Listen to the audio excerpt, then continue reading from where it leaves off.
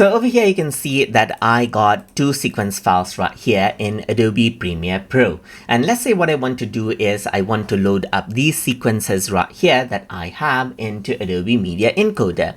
So to do that around over here, you can see that I have Adobe Media Encoder opened up. So what I need to do to add those into the queue right here is click on the plus button. So once you go ahead and do that, what you can do now is, let's say for example, go around, navigate to the folder right here. So let's just go around over here onto files, then I'm going to go to sample, and this is the project file that I have opened up in Premiere Pro.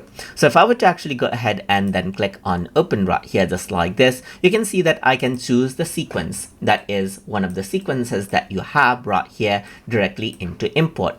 So you don't actually need like Premiere Pro opened up for this. So you can directly do it in Adobe Media Encoder. Select the one that you like and click on import, and then you got the Premiere Pro sequence imported out just like this, as you can see.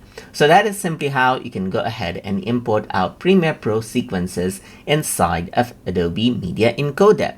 So I hope you guys learned something as always. And as always, please like, comment, share, and subscribe.